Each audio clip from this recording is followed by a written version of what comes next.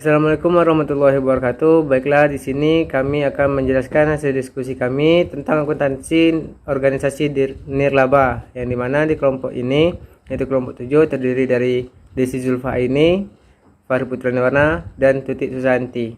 Assalamualaikum warahmatullahi wabarakatuh. Baiklah, saya Fahri Putra Nirwana akan menjelaskan tentang organisasi nirlaba, yang dimana menurut Kurniasari pada tahun 2011 menyatakan organisasi nirlaba atau organisasi non-profit adalah suatu organisasi yang bersasaran pokok untuk mendukung suatu isu atau perihal di dalam menarik perhatian publik untuk suatu tujuan yang tidak komersil, tanpa ada perhatian terhadap hal-hal yang bersifat mencari laba atau moneter. Selanjutnya, karakteristik organisasi nirlaba, yang dimana di sini berdasarkan PSAK 45 halaman 2 paragraf 01, di mana suatu organisasi dapat dikelompokkan sebagai organisasi nirlaba bila memenuhi kriteria sebagai berikut, yang dimana ada 3. Yang pertama yaitu sumber daya entitas nirlaba berasal dari penyumbang yang tidak mengharapkan pembayaran kembali atau manfaat ekonomi yang sebanding dengan jumlah sumber daya yang diberikan. Selanjutnya yang kedua, menghasilkan barang dan atau jasa tanpa bertujuan memupuk laba, dan jika entitas nirlaba menghasilkan laba, maka jumlahnya tidak dibagikan kepada para pendiri atau pemilik entitas nirlaba tersebut. Selanjutnya yang ketiga, tidak ada kepemilikan dalam arti bahwa kepemilikan dalam entitas nirlaba tidak dapat dijual, dialihkan, atau ditebus kembali, atau kepemilikan tersebut tidak mencerminkan proporsi pembagian sumber daya entitas nirlaba pada suatu likuidasi atau pembubaran entitas nirlaba. Baiklah, selanjutnya yaitu akuntansi rumah sakit, yang dimana pertama adalah kebijakan akuntansi. Yang pertama, kebijakan akuntansi tersebut harus mencerminkan prinsip kehati-hatian dan mencakup semua hal yang material dan sesuai dengan ketentuan dalam standar akuntansi keuangan yang berlaku. Selanjutnya yang kedua, jika di dalam pedoman ini belum mengatur masalah pengakuan, pengukuran, penyajian atau pengungkapan dari suatu transaksi atau peristiwa, maka manajemen harus menetapkan kebijakan akuntansi agar laporan keuangan yang disajikan memuat informasi yang relevan dengan kebutuhan para pengguna laporan. Dan yang terakhir, yang ketiga, dalam menetapkan kebijakan akuntansi tersebut, manajemen harus memperhatikan 3 syarat, yang dimana yang pertama, persyaratan dan pedoman PSAK yang mengatur hal-hal yang mirip dengan masalah terkait. Selanjutnya yang kedua, definisi, kriteria pengakuan dan pengukuran aset, kewajiban, penghasilan dan beban yang ditetapkan dalam kerangka dasar penyusunan dan penyajian laporan keuangan atau KDPP LK. Dan yang terakhir, pernyataan yang dibuat oleh badan pembuat standar lain dan praktik industri yang lazim sepanjang konsisten dengan angka 1 strip dan 2 seperti di atas.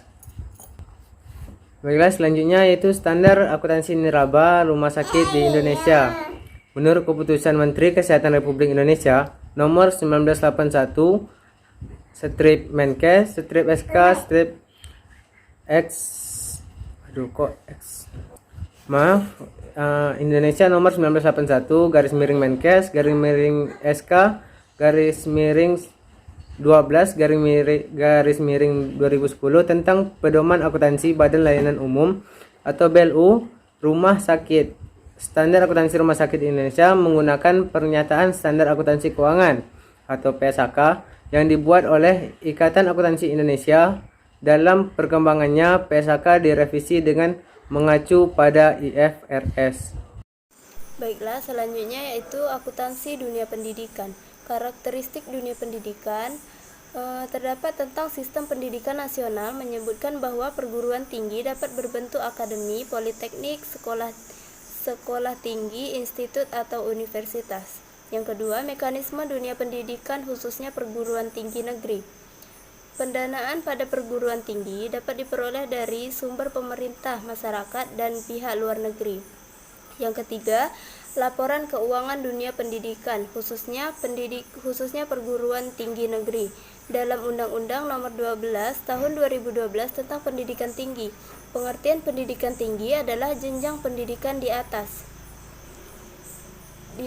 pendidikan menengah yang mencakup diploma, sarjana, pasca sarjana, magister, dokter, dan profesi yang diselenggarakan oleh perguruan tinggi berdasarkan kebudayaan Indonesia. Selanjutnya, berikut ini akun-akun transaksi perguruan tinggi dalam neraca. Yang pertama, aset atau aktiva. Aset atau aktiva adalah sumber daya yang dikuasai oleh entitas atau lembaga sebagai akibat dari peristiwa masa lalu dan sumber manfaat ekonomi di masa depan yang diharapkan akan diperoleh entitas.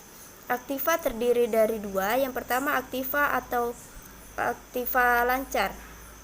Terdapat kas piutang, cadangan penghapus piutang, piutang wesel, sediaan barang dagang, asuransi dibayar di muka, sewa tempat dibayar di muka. Yang kedua, aset atau aktiva tetap.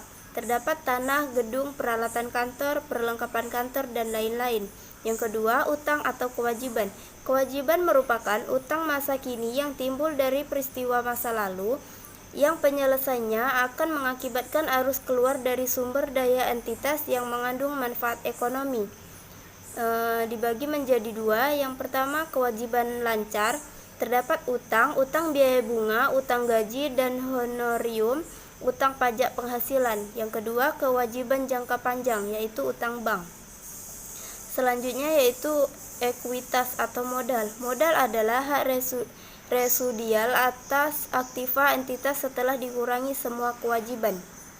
Baiklah, saya akan melanjutkan penjelasan dari Tutik Susanti, yaitu akuntansi untuk entitas tempat ibadah, studi pada akuntansi masjid.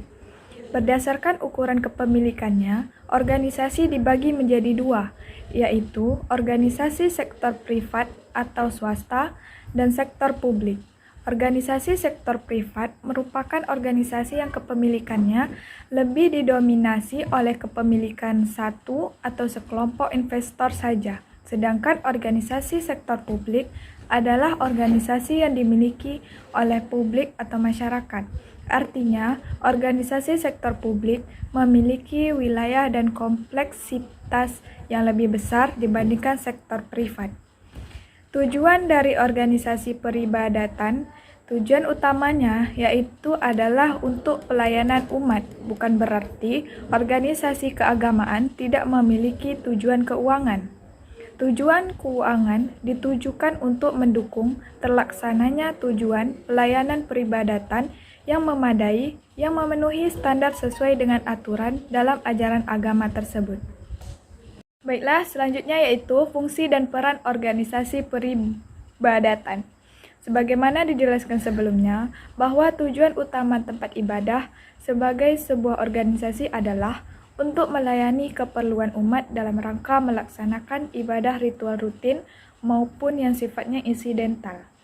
Dalam organisasi ini dicontohkan pada organisasi masjid, maka dapat berfungsi sebagai yang pertama, tempat beribadah dan mendekatkan diri kepada Allah SWT. Yang kedua, tempat pembinaan kesadaran dalam beragama bagi umat agama tersebut. Yang ketiga, tempat bermusyawarah untuk memecahkan permasalahan umat muslim. Yang keempat yaitu tempat berkumpulnya umat muslimin atau silaturahmi.